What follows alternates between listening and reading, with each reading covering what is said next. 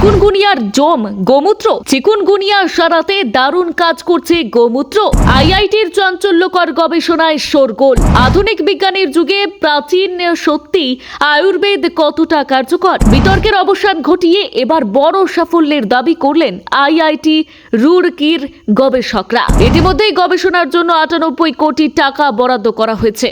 গোমূত্র নিয়ে বিতর্ক নতুন নয়, বহু বছর ধরেই একাংশের কাছে এটি প্রাচীন ভারতীয় চিকিৎসা পদ্ধতির গুরুত্বপূর্ণ উপাদান। আর আবার অন্যদিকে আধুনিক বিজ্ঞানের একটি বড় অংশ দীর্ঘদিন ধরে এর কার্যকারিতা নিয়ে প্রশ্ন তুলে এসেছে। রাজনৈতিক বিতর্ক, সামাজিক বিতর্ক এবং বৈজ্ঞানিক মহলের মতপার্থক্যের কারণে গোমূত্র বারবার খবরের শিরোনামে উঠে এসেছে। তবে এবার সেই বিতর্কের কেন্দ্রবিন্দুতেই নতুন মাত্রা যোগ করল একটি গবেষণা।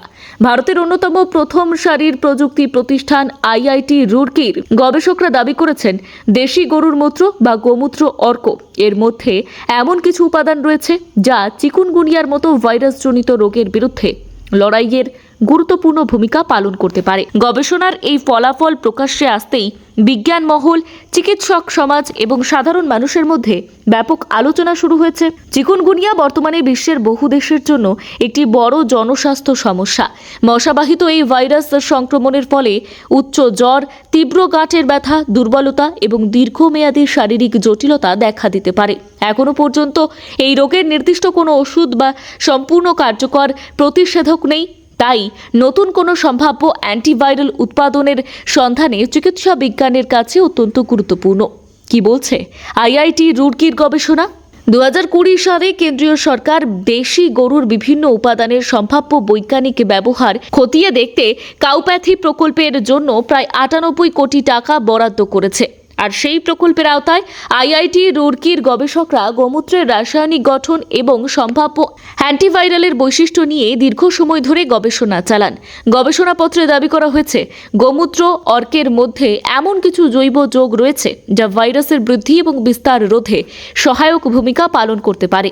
পরীক্ষাগার ভিত্তিক গবেষণায় চিকুনগুনিয়া ভাইরাসের বিরুদ্ধে ইতিবাচক ফলাফল পাওয়া গিয়েছে বলেও গবেষকরা জানিয়েছেন।